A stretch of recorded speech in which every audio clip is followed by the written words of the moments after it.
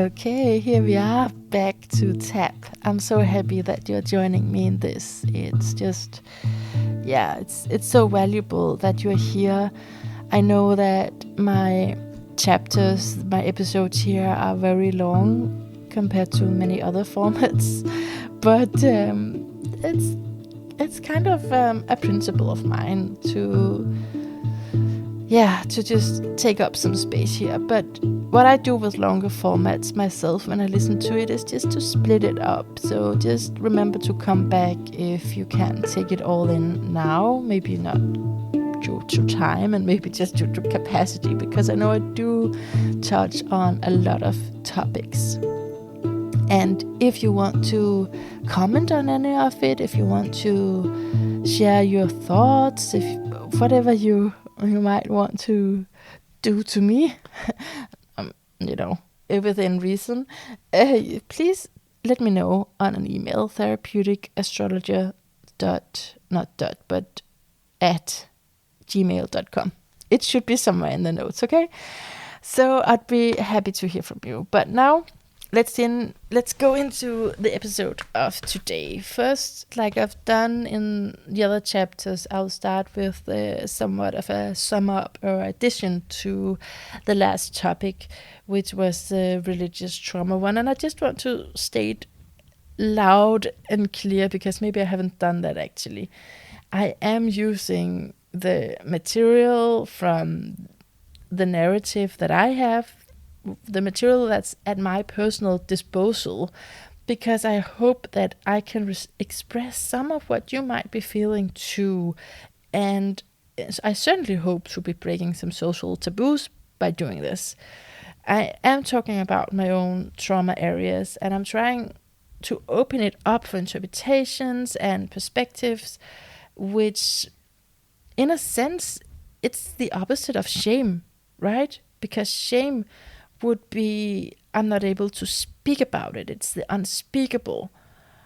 And I have been accused for, and this is the reason I just want to start by saying this, that I have been accused for, when I've been sharing my story, just different pieces or different parts of it, that I can seem very unemotional about something that is, I guess, shocking to other people.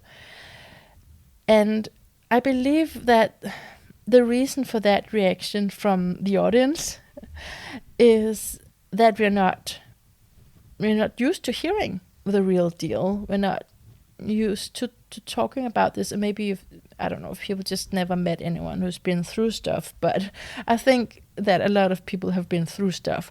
I think the missing piece is actually that maybe we don't speak so much about it. That is changing.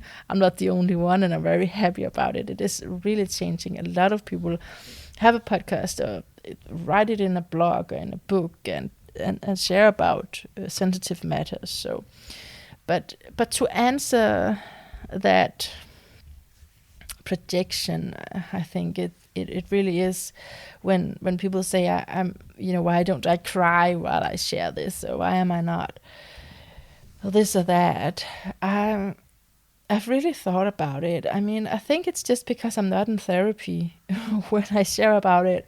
And so if it's the first time you hear me sharing about it, it can seem rather cold. I'm just like listing up different traumas, and you'll be like, okay, is she, what's going on? Why did she do these things?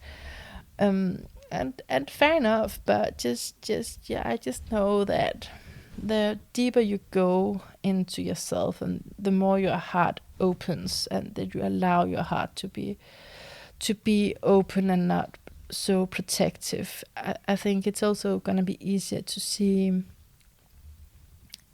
behind very old judgments and filters. I mean, when you relate to other people, someone like me or someone else. Yeah, so I mean, these matters, they do require a lot of confidence for me to speak about publicly. It does require confidence because it is something that's connected to my past, but also like my own decisions. So yeah, I wanted to comment on my I guess, newfound structure, because I started this podcast just by doing the pilot, which was just like laying it all out there. And then I thought to start to talk about the issues one by one. So that's what I'm sort of in the middle of. And probably at some point I'll shift, because hopefully I'll run out of my own material like that. So, but I do have a lot of personal funk, and I do think that it's a big part of why I'm here, is to be able to share openly, and so we can get some energy freed up. Now, let's revisit the religious trauma theme from last time. I found this article by Eliza M. Stone. It's called Thou Shall Not, Treating Religious Trauma and Spiritual Harm with Combined Therapy. Sounds good. And she refers to someone that suggests, I think a research paper that suggests that spirituality relates more to a person's psychological interior life, and religion relates to the sociological influences and a person's involvement with groups or institutions. I really appreciate this division a lot. It resonates, and I have been confusing the terms sometimes and making up my own. But when I found this, is like, yeah, I'll use that from now on. I'll just repeat it. Like, spirituality relates to a person's psychological interior life. Okay, that's spirituality. Religion relates to sociological influences and a person's involvement with groups, institutions. One of the few references to religious trauma in the popular literature comes from the one I mentioned, Marlene Winell. I called it a classic, I think it is. And she's the one who's termed the religious trauma syndrome to describe the severe mental stress experienced by former fundamentalists, Christians specifically, who leave their religion. And Marlene also asserts that restrictive religious teachings can be toxic and create lasting damage in the cognitive, emotional, social, and physical realms. And then Allison, the one with the article, goes on to define religious trauma as pervasive psychological damage resulting from religious messages, beliefs, and experiences. I like that a lot too. Pervasive psychological damage resulting from religious messages. I mean, throughout my teenage years, I had a lot of mental health issues, but it was just not, and I don't think it is still. I think we have a lot of work to do to get this accepted as something that can actually damage your mental health. I mean, religion in and of itself, for me it was never only that, but even that should actually be enough for someone to be able to get help. But what's so interesting around religion is that how it just pervades society in a way. I mean, historically, culturally, there's some leftovers from before, and I don't know if that's why. I don't want to give religion not just blaming religion for everything, but I know that culturally we are really teaching each other the skill set of dissociation, which I've called a prerequisite for religious conversion. I mean, in schools, in education, at work, we sit still, and I mean, of course there are work in schools where you don't sit still, but it's really rare that we learn or that we accept as adults that we should prioritize our body and prioritize to take cues from our body, even warnings or signals of safety. It's so normal to overhear our body. And I'm just thinking that if we don't have that, if we're not able to use our internal GPS signal, if that's not there, then no wonder that many of us lose our way, especially if we come from challenged families. Then, like, the whole society that you grow up in is just getting you further and further away from yourself. So, of course, there is that option of staying inside a narrow doctrine, like I did for so many years. A doctrine that uses tools of control, like shame, to reinforce that that is where you belong. And now I'm using belonging in a negative sense. I've also came across an article called Christian Shame and Religious Trauma. It's another Alison who wrote this, Alison Downey. And she argues that Christian teachings can lead to chronic shame. And this shame then shapes religiously traumatized body selves. These body selves know, and she's using quotations here, know that they are utterly wrong. A wrongness which is not guilt or regret for a specific decision or behavior. Instead, it's an ontological wrongness of identity, the wrongness of self as self. She says the self shaped in and by shame thus knows itself not as a subject but as an object of condemnation. Oh, I just really love this article because it's I'm gonna quote a little bit more from it actually, but it's just so good when you've experienced this in your own body and someone names it like that, because I think she's so on point about not knowing yourself as a subject but as an object. And I would then add that that is what you then do to other people when you think that you are loving them. This is I think I did speak about that last time, when you think that you are loving them and actually you are objectifying them in some sense because you are focused on their salvation and you think that that's love. But if you don't know yourself as a subject, I think it's harder to view others as that. What I want to quote from this article is a little bit long, so hang in there. It's long, but it's good.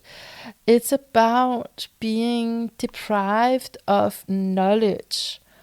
So this is, I mean, again, a trauma that's not, it's not really something you can say, oh, I was deprived of knowledge. It's like, why don't you just read another book? Well, because, well, actually, I'm not going to answer that. I'm just going to read this to you from this article. The philosopher of religion, Michelle Pancook, argues that the concept of hermeneutical injustice is significant for many experiences of religious trauma. Simply put, hermeneutical injustice occurs when oppressive social structures prevent knowledge and thereby diminish agency. I like this so much.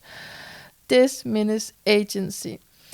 Pancook's argument is not limited to Christian context, but she cites useful examples from the religious tradition. In one case, a woman raised in a Christian context is unable to recognize that she had been abused as a child.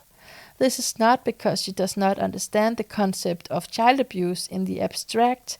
Instead, it is because religious formation includes norms through which people interpret and understand their experience. A child who understands herself to be a sinner who deserves punishment is formed within a hermeneutic in which those who have authority to punish do so because it is deserved. Abuse is not an interpretive option. As an adult, the woman may still be unable to see abuse in her childhood experience if her childhood religious hermeneutic framework remains intact. As Pancook puts it, certain theological commitments, for example, original sin or divine justice, can create an epistemic context in which particular instances of abuse cannot be recognized as abuse. Pancook also references a published account testifying to a religious counsel a Christian church official gave to a woman that she ought to endure domestic abuse at the hands of her husband. The rationale of that counsel was that loving and following Jesus means to bear this suffering gladly. Pancock argues that both examples demonstrates the usefulness of the analytic lens of hermeneutical injustice for understanding religious trauma. In the first case, a woman is unable to know her own lived experience of abuse as abuse because of the religious context in which her knowledge was formed. In the second case, a religious authority taught a woman that she ought to accept domestic abuse for religious growth. According to Pancock, in both instances, the victim is harmed as a knower because they are deprived of knowledge that they would otherwise have. They are harmed as an agent because this lack of knowledge prevents them from acting in accordance with their interests, goals, or values. Together, these two harms often result in other social and personal harms. Yeah, oh my God, I'm like at a loss of words because it's just so spot on. I feel like repeating the thing about someone who understands herself to be a sinner, who deserves punishment, is formed within that way of thinking that those with authority, of course, should punish me because it's deserved. I mean, it's that whole thing, and it is, I want to add, stronger when you are raised with this because you were told these messages as a child. So it's different than if you convert now, because I hope for you, if you were to do that you'd be more critical, right? And as a child, you don't have that option. It's all mixed together with attachment too. So, okay, so we're moving here now into today's topic of prostitution. And we do have a link here from Being in a Religion. There's actually going to be quite a few links. And then having interjected this message that I'll just say real quickly, it's from an article, it's called A Theory of Prostitution by Lena Edlund. And just this first quote from her is real short, saying, "Thus, the ideal wife does not stray. The less she likes sex, the more she can be trusted." The less she likes sex, the more she can be trusted. I hope you heard that. Okay, so this is a central piece to structures in a variety of cultures. At least that's my interpretation. I'm thinking about how insane it is that it can only be considered holy, it seems, if it opposes human nature and instincts. It's like it has to be the opposite of what's natural to you, then it's holy. I mean, from the perspective of religion and religious people now, I'm the fallen one in that perspective. I'm the fallen one.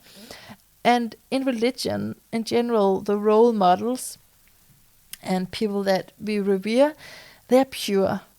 So there's this problem when sexuality is suppressed or exiled, a word we used last time, to exiled, then it just shows up in a shadow version of, I guess in a religious setting we could call it in the version of the sinner, right? We know this, that when you suppress something, it's just gonna come up in a distorted way. Now, when we look to history, it seems that virginity and women's chastity plays a wider symbolic role. I'm gonna come back to the article A Theory of Prostitution later, but yeah, I just want to go into this whole dichotomy of virginity versus prostitution. First of all, it leads me back to remembering when I was 19, 20 years old. It was just before I got married. I remember walking with my girlfriends. I was engaged at the time, and I remember that we were talking about, all of us, I think we were maybe a group of 5 or something, and we were talking about how disgusting it seemed to be penetrated. I mean, we were like surely brought up to suppress sexual feelings, and we wanted marriage for sure, but we were fearing, all of us were fearing the sexual part of it. Now, how did it go about? This God-loving, virgin, self-forsaking woman, how did it happen that I actually ended up for several years? This was after I left the church for the second time. But I did for several years live mostly from the money I had gotten from prostitution, really. So, I mean, it's a mystery in a way, and I have a lot of explanations. I have a lot of emotions. Don't be confused about that point. As I said in the beginning, I do have that. But I want to look at it from different perspectives just to kind of understand it. And I really enjoy what I've read about, the prostitute, the virgin, the Madonna whore complex. But researching this topic, I've not found like this is the original use of that dichotomy, because that would be pretty interesting now that I've been in both camps, really being fundamentally religious and not like just condemning anything sexually, not wanting, not feeling it in my body, not anything. And then the other side of it, actually really using my sexuality to survive, and using my lust and my desire in order to do that. But I haven't been able to find this is the first time that it's mentioned. I know that one of the first thing that comes up now is, on Google anyway, is the concept in Freudian psychology, because I guess he termed the coin with the Madonna whore complex. But I'm curious on how it culturally played out. There's just no shortage of films and art which has depicted this sort of split. But I want to read from Can Literary Study Be Scientific? Results of an Empirical Search for the Virgin Whore Dichotomy by Jonathan, Elizabeth, and Kaya. That's the name I can pronounce. And at the first page they write this. The so-called virgin whore dichotomy has been a mainstay of literary criticism and theory for the last several decades.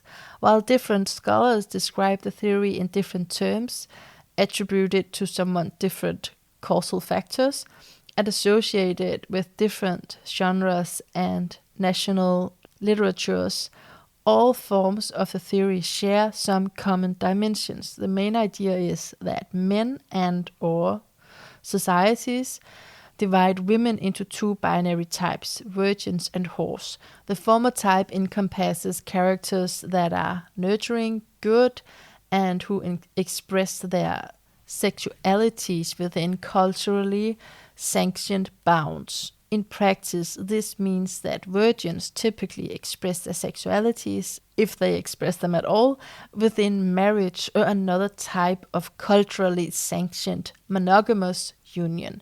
Women who fail to embody this idea are whores. They are explicitly or symbolically immoral and dangerously concupiscent. Okay, so let me try and share some of my own story with this. I had just graduated my master's and I couldn't find a job. I started to teach yoga, and this is also where I left the church the second time around. And I could not live from teaching yoga, even though I loved it and I felt the passion in my blood and all of that. I felt it was really supportive of my new journey. And so I chose to be supported for a few months by employment benefits, but it triggered me a lot. It really triggered me. This was before I had met any good therapist or anyone who was a match for me. So I was basically just one big wound, walking around and walking into a lot of things that then would set me off. So for being unemployed, you're required to go to these meetings, and I did, and it just got me so frustrated because of the meaninglessness of it all. So I opted out of the insurance that you have to pay to this insurance. So I opted out of it out of anger, out of being triggered. And just like that, I was on my own having to find some money. Because I couldn't, I think I also just had a thing with authority after having left that Christian community. So I think it all played together like that. So I'm just gonna mention a few factors that plays into my, why I was in that situation, right? Because at the time I didn't have a steady place to live. And I'm gonna keep repeating this to the day I die. Hopefully not. Hopefully people are gonna get it. But it's just so essential for your mental health that you have a place to stay. This is so fundamental, and I did not have that for so many years. Anyway, my kids were mostly with their father, and now I'm describing like the outside of things, but there's a lot of pain in this. There was a lot of sorrow, a lot of grief in this, and not just grief, more like a struggle, because I was like, this cannot be the way that things are supposed to be. I want my kids to stay with me. So there was all of this struggle, right? And I slept different places. I borrowed a room from my friend's ex-husband for a longer period. It was supposed to be 1 month, but I kind of like stayed. I like, can I stay and can I stay and can I stay? It was strange, but it's a strange setup. But it was much better than asking my kids if I could sleep over at their room with their father. So yeah, I did that for a while I was an entrepreneur trying to make it in the world of yoga. And I mean, I had so many initiatives and creativity, and I was fighting for it, yeah. But in terms of knowing how to sell, or even just how to take care of the most important things, to prioritize, I did not do very well. So really what kept me sane in that period was the yoga. And then the place that I stayed, I had to leave. He actually sold the place. He had to go somewhere else. And I did ask if I could follow along, but I could not. So I had to find something. And I also had to close the yoga school. So there was a lot of things in my life just pointing down. It was quite a low point in my life. And I think this is really important when we're trying to understand why someone chooses the way that they do. Of course, it's circumstantial. I mean, what else? So it was definitely after I was done with the church, because I would not be able to prostitute myself at all while I was in church, because I believed the message so strongly, and it's against it. But the funny thing is that I was told about even the option of getting paid for having sex with men in church. Now, it was not in a sermon, trust me, but it was a newer Christian.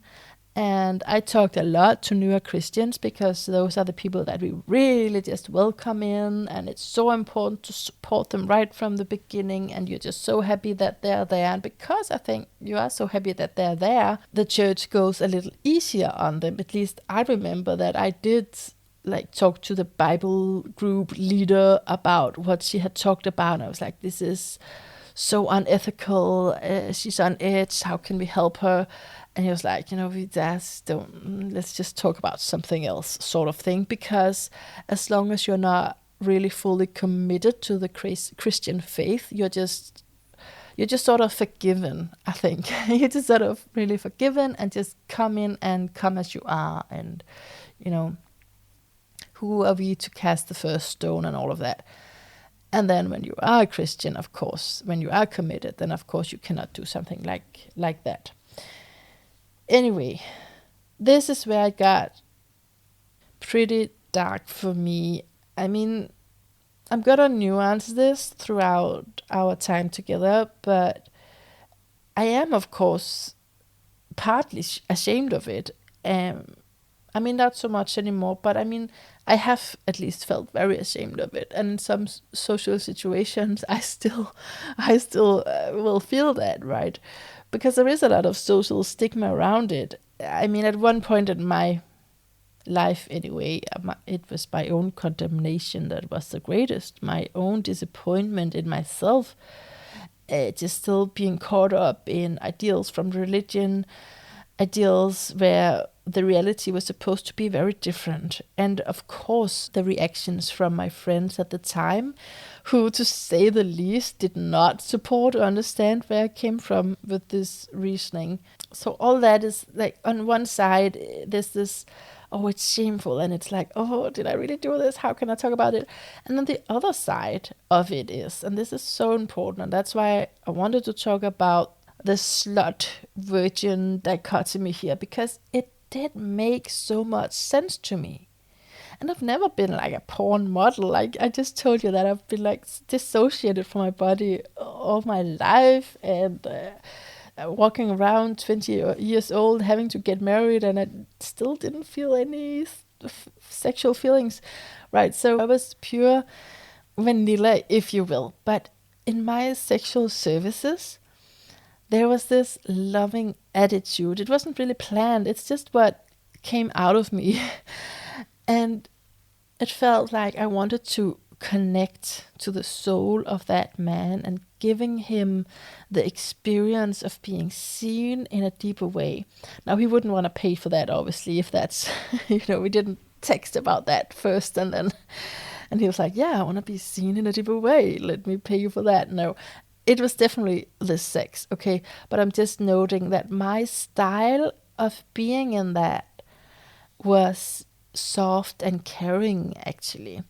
And this is where I do point to karma for this. Probably having lived lives where prostitution was my way of making a living. I mean, if you don't know this about evolutionary astrology, this is the whole frame of speaking about past lives is that it is echoing into the current life, not for something to continue to do, but for something where there might be something unresolved, something to deal with still.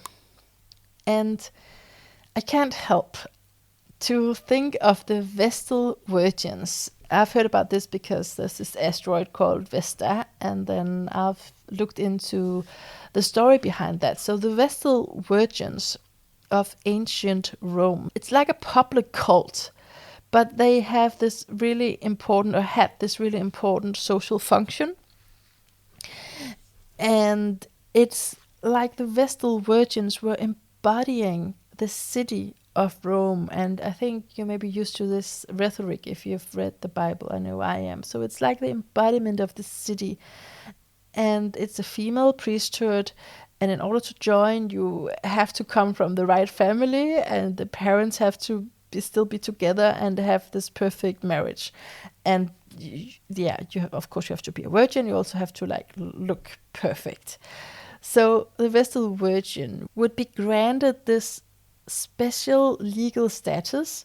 Now, in Roman law, the basic principle was that a woman always belonged to someone. And so for a Vestal Virgin to be freed from that ownership, it actually required some complex procedure. And what they represented was that of the original royal daughters who tended to the household fire. This is what you might have heard about Vesta, right? Who was keeping the flame burning. So the royal daughters, that was of course before marriage, and there is this need to be sexually pure. Some say that the Vestal Virgins just had a generalized sexual purity, but really from history we do see that the priesthood here, they laid great stress on the physical virginity, that the women should have total abstinence from any sexual intercourse.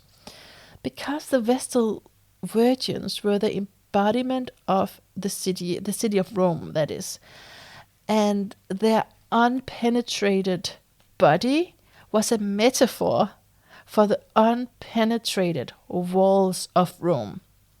So the Vestal Virgins' bodies served as a microcosm, if you will, of the city. That's all. It's all really great, and it's really like has like a prestigious thing, right? But then there's just this really great risk of being buried alive or something awful, because if you were accused as a Vestal Virgin, I'm saying accused, not that you actually did it, but let's say you were accused of having lost your virginity, then you would somehow be murdered. It could be that you were buried alive, or you were locked in a basement forever. And the thing is, not even the Vestal's family would protest to this, because that violence was considered a part of the sacrifice. And also, like, people just believed that it was true, and if she had undone herself, she had undone Rome. So all of this information, I have this from an article called "Why Were There Vestal Virgins?" and I want to read from page 569. The author is called Holt Parker. The roles of women as symbolic counters in men's codes of honor and the special function of virginity within those codes have been a major concern in what has come to be called Mediterranean anthropology. Giovanni's observations in 1981 on the function of woman as sign in symbolizing and mediating various aspects of the family can help us understand this complex of contradictory ideas. Giovanni identified 6 archetypal categories into which women were placed. At the center is the pair, the virgin and the mother, representing woman in her two societally sanctioned roles, unpenetrated and penetrated. Each has an antitype, the whore and the step or anti-mother. On the supernatural level, just as La Madonna unites the beneficent aspects of woman, so does the witch unite the figures of the whore and the anti-mother. The honor of the family is synonymous with the chastity of its women, who, because of their inherent vice of feminine sexual weakness, are in constant danger of becoming whores and adulterers. For ancient Rome, the cult of Vesta was the symbol for the unity of all families. Hence, Giovanni's analysis applies not merely to the individual units, but to the Roman state as a collective. Mary Douglas remarks on the use of the human body as a microcosm of the social order in various societies, especially those with strong witchcraft beliefs, relate directly to the symbolic value of the Vestal Virgin. She writes, the group is likened to the human body. The most fundamental assumption about the cosmos and man's place in nature are colored by the socially appropriate image of the human body. The idea of a cherished bodily form vulnerable to attack from without tends to be transferred from one context to another. It can serve as a theory of misfortune by pinning blame on hidden enemies of society. It can serve as a guide to action, requiring the enemies to be unmasked and disabled. Bodily symbolism in the witch-fearing cosmology is endlessly rich and varied, but always the emphasis is on valuing the boundaries, guarding the orifice, avoiding improper mixture. Yeah, so just wanted to get that as a part of it with the witch, because also later in this article he says that the penetrated Vestal Virgin becomes a witch. That is, when a witch was needed, a Vestal was deemed to have been penetrated. this refers to the Vestal Virgin as, some kind of scapegoat. He later describes the Vestal Virgins as sign, stranger, and sacrifice. A sign for the Roman people incarnating the whole collective. I mean, that's about representing the city, right? But then to serve as the totem of Rome, she was made a stranger. She had to be removed from family ties in order to get that legal status. And then sacrifice, as she was devoted to, she was already condemned to a death sacrifice as a means of purifying the city. So he concludes in this article that, partly concludes as different conclusions, but one of them is that to control women and their sexuality is to control the state. And he poses two questions. Why was the fear directed against the women at the center of society, which Vestal Virgins were? And why was the charge of adultery the expression of that fear? So the fear was directed at the women at the center of society, and the expression of that fear was that they would accuse these women of having committed adultery. So he goes on to say that female sexuality under male control was the basis of the paradigm for keeping society under control. Yet, in times of crisis, the society turned on those elements which it feared would threaten social stability, the very categories it created in order to have stability. At all, the Vestal Virgins were created to have that social function, like I said. So they would turn on the Vestal Virgins in times of crisis. That's a bit special. And he doesn't say this, but to me, I can't help to think, okay, so you have this perfect woman, and then you need a scapegoat, and then the shadow comes up. Then it's like you have been a slut, right? So in a way, and this is what I found, I can reveal this already, that it's really hard to separate this, to make this split of a woman into something real other than just like a concept. If we go to the mythology of Vesta astrologically, she of course also represents this spiritual devotion. Like the Vestal Virgins were sort of worshipping her, as I understand it. So it's not that the mythology is very different, but so the fire, to be keeper of the fire is the fire for ceremonial purposes, but also a fire you need for survival. So it was important to keep that fire burning, and Vesta was devoted to something of a higher nature, but at the same time she was seen as sort of married to this flame. There's something about sexuality as a way to access the fire. So astrologically, we think of both the virginal and, in a way, the prostitute, since she needed to sacrifice something in order to be with the sacred. I want to read something from a blog post of Rebecca M. Farah, written here in 2020. And there'll be some repetitions in what I read, but she puts it so well, so I hope it's just going to be a good compliment to what we've said already. So Vesta became even more of a household name in ancient Roman times with the cult of the Vestal Virgins. These women kept the sacred fire burning that protected the city from strife and honored Vesta through their chastity. However, if any of them were caught having sex during their 30-year term, they were buried alive outside the gates of Rome, as the blood of Vestal Virgins was considered sacred and couldn't be spilled. After their service to Rome, Vestal Virgins received a rare social status, including the choice to marry or not. Astrologically, Vesta was discovered in 1807.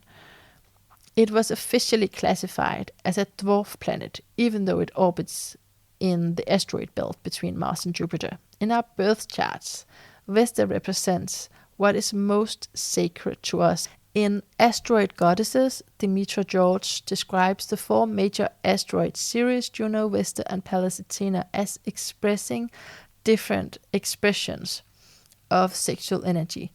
Vesta represents the sacred dimension of our sexuality and how our inner flame of desire translate into spiritual yearning, is what Demetra George writes. So Rebecca here says that Vesta reminds us of our devotion to spiritual path and where the profane meets the sacred in our lives. Through connecting with Vesta, we discover our dedication to personal ceremonies, rituals, and the magic inherent in the human experience. It also expresses itself through the ways we channel sexual energy and potential. A blocked Vesta energy may reveal itself in unrealized sexual potential or denial of sexuality. An unintegrated Vesta may show up as a Freudian virgin whore complex and the compartmentalizing of sexuality and spirituality as if they were incompatible. And to me, I do resort to past lives theory when there's something that I'm having a little bit difficulty understanding in myself. I mean, of course, I can understand it from the lens of just the journey I was on in this life, just having discovered my body or the ability to be present in my body through yoga. And that discovery led me to be in contact with my sexuality. And then that led to this experiment with coupling sexuality to the need that I had to earn money. I mean, I shifted a lot when I was in it. Like I would have a few months of doing the prostitution, and then afterwards I would be really ashamed and think, what have I done? And then I would do it again. So there was this internal struggle or dilemma there. So one side was consider it to be, that's just a fine trade-off. I mean, we trade all the time. You do this for me, I do this for you. And something like having a full-time job, that is the biggest trade-off because it usually takes up all of your good hours of energy, right? But at the time, I was also caught in that self-image of being wrong that we've spoken about before. And I had gotten divorced, which is like a great sin, a great failure within the community that I came from. And not even being able to provide for my kids, finding a home to my kids, I was completely identified with a shadow version. Being someone who wrecks things and disappoints. So from this self-image, it made sense to go into something that was meant for the outcasts. It seemed to fit me. So you see, there's both these principles, and that's what I would tell my friends who would not at all agree with me. I would say, oh, we trade all the time, what's the difference?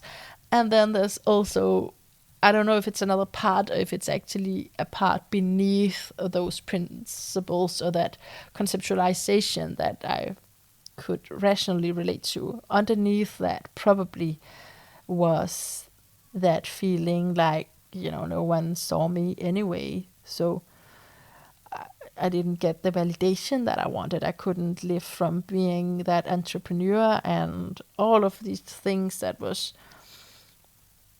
painful and that I let reinforce that self-image of being broken.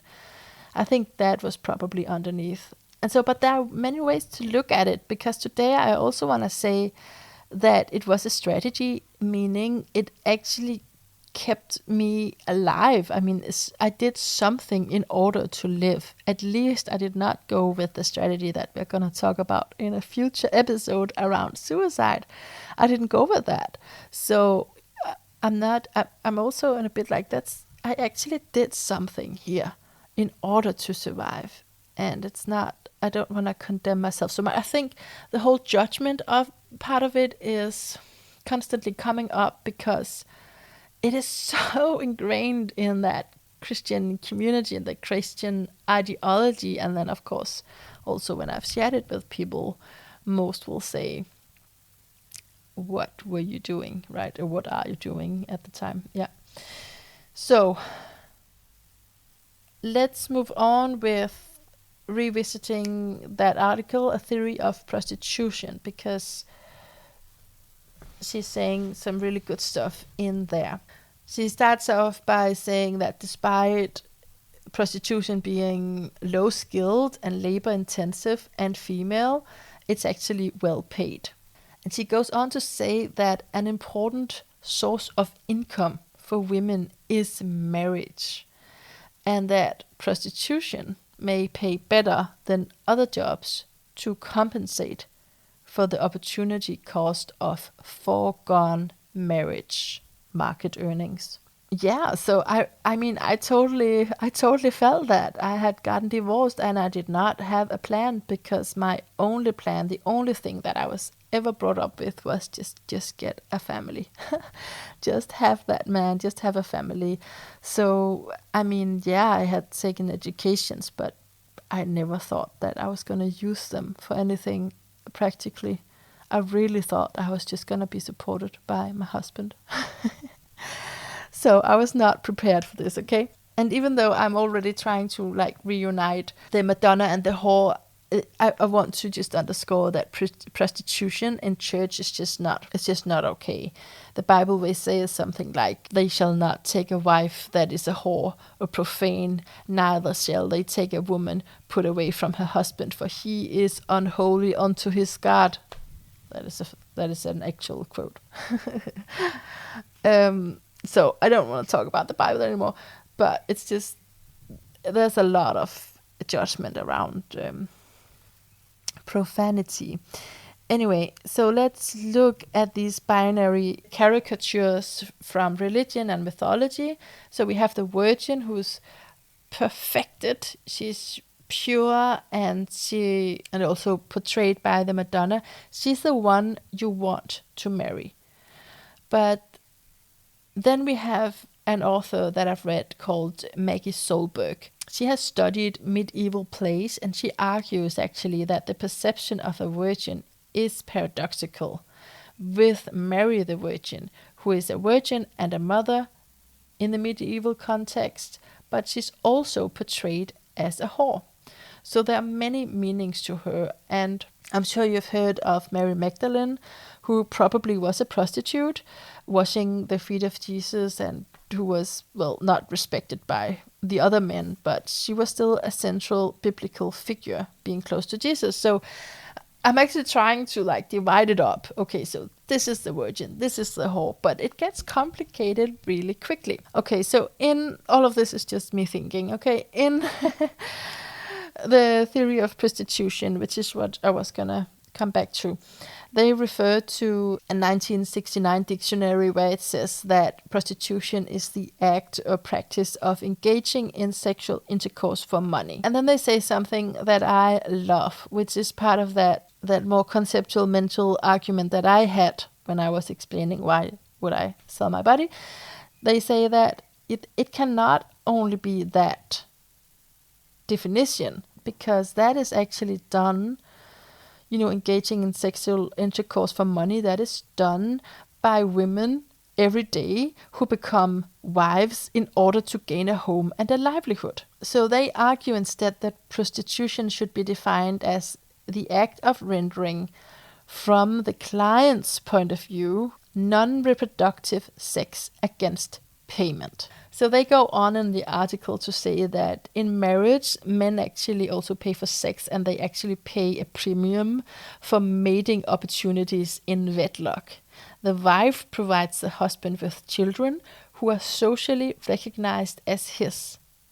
So parenthood is part of it. And this means that men can marry at any time in his life, but women can primarily marry when they're young.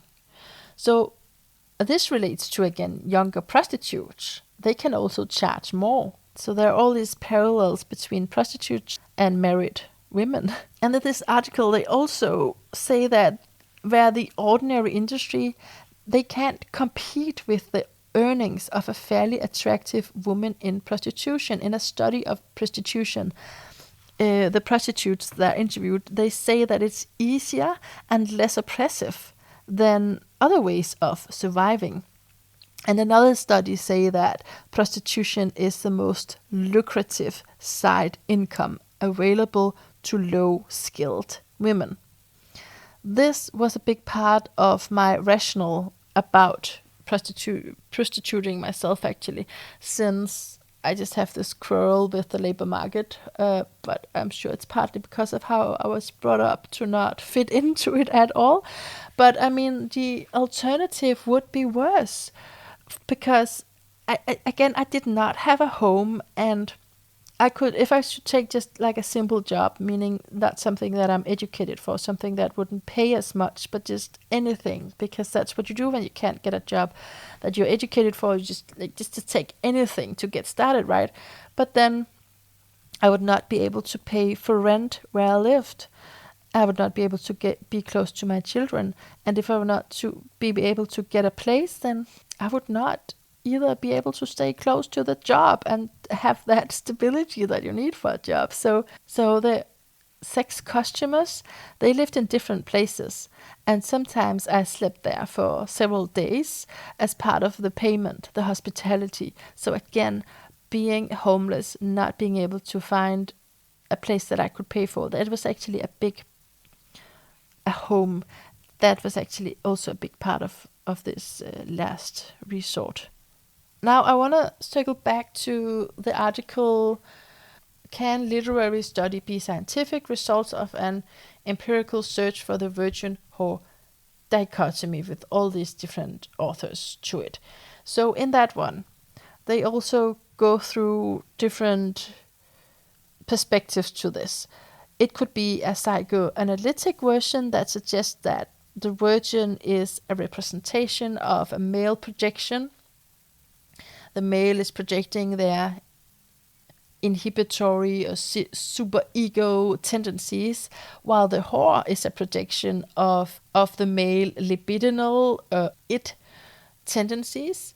Or it could also be looked at from the divine goddesses theory that posits that virgin whore dichotomy emerged in a prehistory from sky gods that split the female population in relation to male needs and male desires that were mutually exclusive. And then there's the explanation of Christian scriptures and theology, and then there's the feminist view that it can be traced back to being a phenomenon of the patriarchal institutions and basically the prejudice of men. And then they have Robert Wright.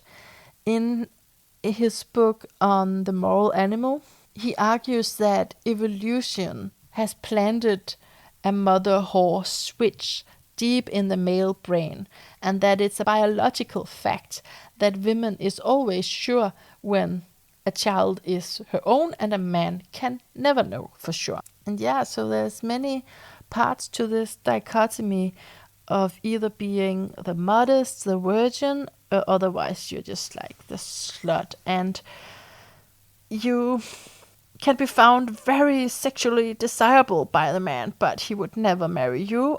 He would sleep with you without caring about you personally. And I wonder if it comes from the same idea that women can encourage a man to sin by how she presents herself. I mean, so it's really this shadow slut. We get like, she's tempting him, and she's really desirable, but she's not really worthy of being married to. So, and then when this shifts and you're not just a whore, let's say, and you get into a relationship and something real develops, then it becomes a problem if you're still selling your body, because you need to be modest then in order to go into that relationship. I'm just thinking out loud here, because I think there's really a symbolic meaning when we think of sexuality and giving birth as something like really a creative act. Then it seems like there's some danger to that creation, the female creation. And in reading about this, I also read Emily Whitmore, who in 92 in Oxford University Press is writing about the combination where temples run brothels and where prostitutes is used for pleasing the gods. This is in ancient Greece, and it's not found to be legal in the the ancient Rome, but where we're talking about with the Vestal Virgins. But this is in Greece, and she says that these sacred prostitutes were actually playing a role in Greek religion. So there's a link, finally. There's a strong link here. That in Greece, prostitution could be a way of worshipping, a way of praying to the goddesses. So we are back to this link that we saw before from that blog post, right? And now here she's saying that it's actually a part of the Greek religion, so that the Greek prostitution is a way of worshipping, a way of praying to goddesses. So what I'm trying here is certainly not to justify myself, my behaviors at that time. I mean, I admire myself for actually surviving through a very low point in my life. But even though it's not a justification, it's more like, can we explain this more nuanced? Can there be some middle ground here? Can there be some integration rather than just this obvious binary of being holy or otherwise just being sinful? So what I want to do now with my life is really to connect spirituality with sexuality. So we can call it sacred sexuality, which it has been called in some of these texts I've referred to. And we could just call it actually being embodied. I mean, when I was doing it for money, I wasn't embodied emotionally. I mean, there was an element always of trying to make the man safe and happy, and the feeling like he's paying, so he's also in his right to see what he wants to see in me. I mean, like I said, my style of sexuality was very loving. It was absolutely in the loving end, but there was that piece about necessity. A confinement of the whore, of course, is also that she has to have sex. She has to have sex to pay for her life, otherwise she's not in that category. Of course, then she can be redeemed, right? In a Pretty Woman story. If we go back to biblical references, then we have the story of Hosea, which actually means salvation, who married a whore. But I don't really want to go into biblical references. It hurts every time. So this religious thing inside of me where I needed saving, that also blends into that experience of being a prostitute, living like that, feeling like, oh, if someone could just save me here. And I did try that for a little while with someone, and what happened was actually that he had paid me for a few dates, I don't know how many, and then we were like, okay, I'm moving in. He was saving me. And then he stopped paying for anything. He was like, no, now you need to like love me. And I see the fairness of that. And I was like emotionally, spiritually bypassing in order for me to love him. So I loved him in that very spiritual sense of the word love, but I didn't actually love him as a subject. And so I felt that I could give him what he wanted, but he still refused to pay anything for me anymore. So I had to leave again. So that was just one of the experiences. I've had many funky experiences during, just really like trial and errors with it. I had a few meetings with men who did not pay, for example. And of course there was crossing of boundaries, and there was many, like, you don't want this for yourself. And I forgot to say this point, that I stopped because I caught a sexual disease. So I'm laughing because it's so ironic. It's like, of course she did. Yeah, I got a really bad disease. so very painful. And after that, I was like, okay, if this is not a sign from the universe, then it sure is a sign from my body saying stop. And that was the end of it. So let's move into the healing and reconnecting to yourself part of the chapter here. I mean, there are many reasons for sex to cross into sexual dysfunction, and I'm not even sure how to define that, judge if it's dysfunctional. I think that's a personal thing, but it can become dysfunctional and it can become traumatic. Many of us have had experiences of violations due to all of the confusion that there just is in our society, in our time, about sex. So whether you've had similar experiences or not, I think many of us starts off by disowning part of our sexuality or femininity. At least for me, I couldn't start to heal my sexuality by only thinking about the prostitution. I had to go back to the idea that was planted in me way back, that lust and masturbation is a sin, those kind of direct messages from the religion. And yeah, it was both direct in conversation as a young adult, but also indirectly, constantly throughout my childhood. So to heal the misconception that I could only fulfill sexual desires in the shadows apart from what is holy, apart from what is good, apart from what anyone wants, apart from that equal partnership that would be pretty great to have a equal relationship where you both like each other or even love each other. So, but today I will allow for wholeness. This is really, we're talking about healing, right? So it has to do with wholeness. And so that's why it's important to include even the selfish or the animalistic need within me, as well as the more mature experience where I now see, okay, sex work is not working out for me. It's not, it's not beneficial, so I'm not going to do it. But I think we need to allow ourselves to be both the conservative and the lustful at the same time, integrating, so that the conservative part of us can release what she has learned, and that the lustful part can be welcomed back from the basement, come back into the main room. And yeah, I'm really not offering any solutions here. It's just, like I say, it's just a place to call whole. And I think the real healing comes from your individual therapeutic healing journey.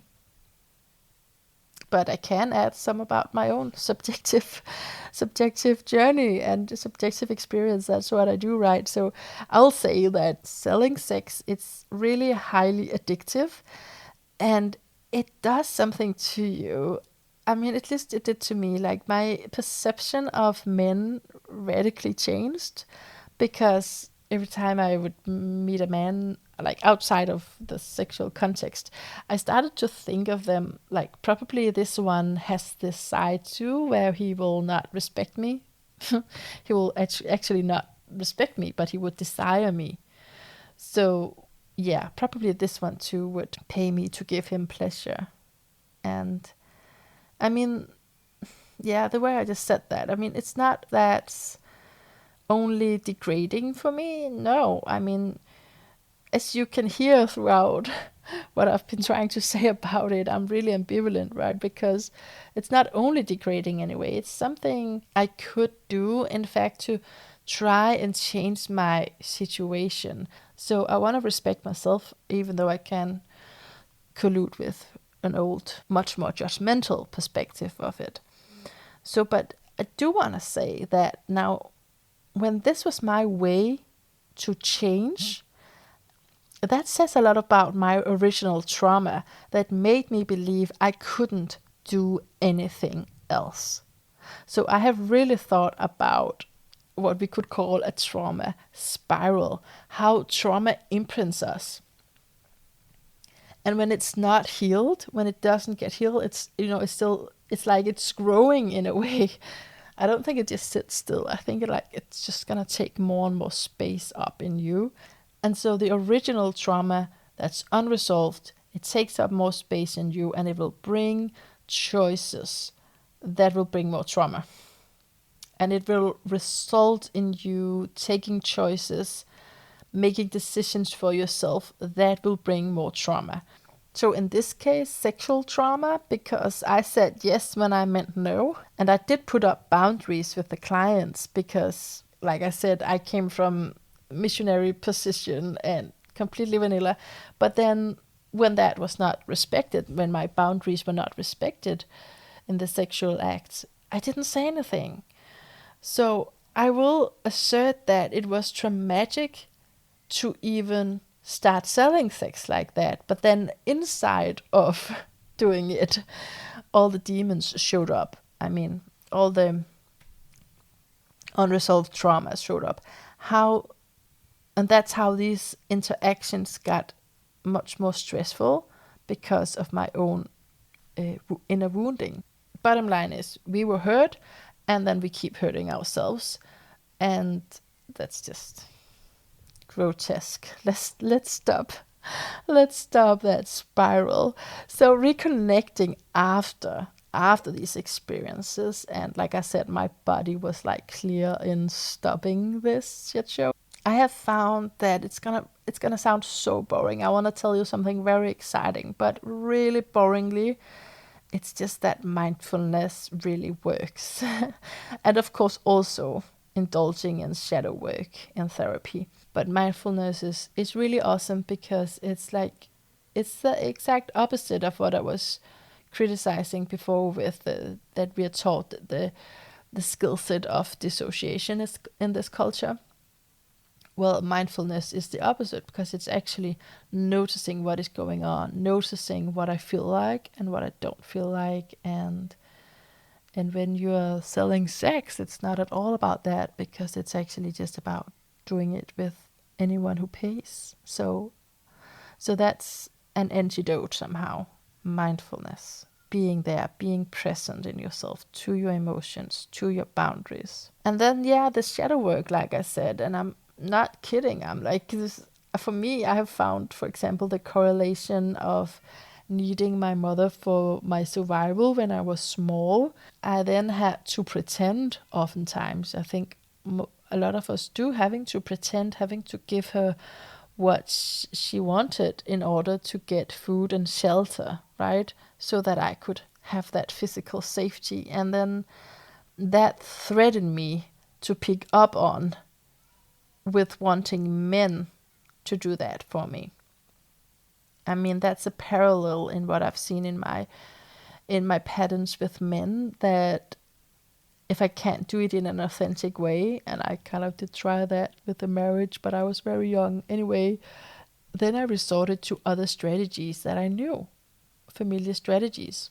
I think even marriage, for sure the marriage was the same strategy actually, now that I think about it, because that was, again, the parallel of the prostitute with the married woman. Yeah, so wanting someone to bring you safety and you are not authentic because you have this desperate need of safety. That's not a great place to be. But really the healing journey here is to see that, okay, to see those patterns, okay, that's what happened. Now how can I bring myself into safety? How can I do this for myself? And I think it's so important that we look at also societal structures and not just say that, oh yeah, you can fix everything yourself. It's like sometimes, there are these structures that oppresses us, but then what can we do within whatever we are in? What can we, we don't have to do something that's gonna hurt us more. So I've been thinking about what astrology to use, because I always want to include a little bit of astrology in these talks. And I've decided to go through a teaching from Jeffrey Wolfgreen, who was a great master. I wish I had met him. He's such an astrology master, and it's from a lecture he gave in the year 2000, and he goes through all the signs where he go through all the signs, all the archetypes, talking about how they relate to sexuality. But 12 is a lot. So I'm gonna do half. Okay, and then I'm the remaining 6 in the next chapter in the beginning where I circle back. Then I'm gonna take that there. So I hope you're up for it. So Jeffrey Wolfgreen, he describes that up until 6,500 BCE, all humans were defined by living true to the natural law and also natural sexual laws. Then the transition from matriarch to patriarch came, and then that's when the natural sexual laws was repressed. And then he says, as we know, anything we repress becomes distorted. Now, going through the zodiac, in Aries we have a person, and you have to think about this both as relating to the person who has the signature, but also I think it's going through the zodiac for me, it's also just our personal development, and every part of it can be found to some degree in yourself. But this is my addition. Now I'm going to go back to what Jeffrey Wolfgreen says. In Aries, the person is beginning a discovery of themselves.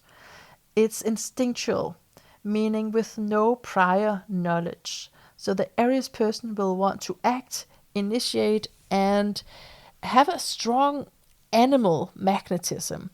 And other people will respond to this magnetism instinctually. Aries is up for intense passion, which can be over quickly. So Taurus relates to the yin energy and self-reliance, including sexual self-reliance, meaning masturbation. And in sexual relationship, Taurus will want durational sex rather than something quick like in Aries. And rather than taking initiative like an Aries, Taurus will wait because of the need to consolidate. Together with the polarity of Scorpio, this is also where we can know divinity in ourselves, divinity in the partner, divinity in the union. Gemini, there is a need for mental stimulation before sex. There's a need to exchange ideas, and they are also interested in the newest ideas always. And sexually, they prefer using sex toys, maybe binding each other. This is my interpretation a little bit, but the point is that in Gemini, we find the more observing nature. It's more observing than it is engaging. So some extra tools, sexual tools, some extra sex tools can help for them not to become sexually bored. And then Gemini, an important thing is that it can also be a bisexual orientation. And under natural law, there were no judgments of that. Then we have Cancer. And Jeffrey Wolfgreen says that as a result of the separation anxiety of having had the umbilical cord cut, Cancer exhibits a deep fear of sexual vulnerability, which mirrors the emotional vulnerability relative to trust. Because of this, Cancer can be controlling and emotionally possessive until they realize that it's all about finding that emotional security, and then they will be able to offer such a deep emotional wisdom in a non-manipulative way and support the emotional and sexual vulnerability of others. So Cancer can manifest as a strong preoccupation with breasts of women, and they can have a strong oral orientation to the woman's vagina. And that orientation reflects the child's need, to bond with the mother and the security of the womb. And Leo, this is really fast to say, but it took a while to write it. Okay, Leo is linked with love affairs, and Leos wants to be considered as the most special lover of them all. And also the other way around, that Leo in love will make you feel that you are the only person in the universe. So in the Leo archetype, there's a high degree of focus on self-pleasure. And as they evolve, they will learn to objectify and embrace the sexual desires and needs of their partner, so they can satisfy the partner's needs, and not just their own. Okay. But I hope it gives some idea that, how astrology can supplement our knowledge about our sexuality, and it's so valuable, I think, to look in the birth chart, because I do have those archetypes of prostitution and also of sacred sexuality, and so it's all mixed in there. I'm not gonna be diving into my private chart now. Now it's almost midnight and I need to go to bed. What about you? Where are you? What are you doing? I hope you're still listening. And I am really looking forward to receiving an email from you. You can also go to my Instagram, where absolutely nothing really happens, but once in a while there might come out a photo or something on there. I hope to connect to you in some way or the other. That's why I'm doing this. So, wishing you all the best. A place to call home inside of yourself and here together with me.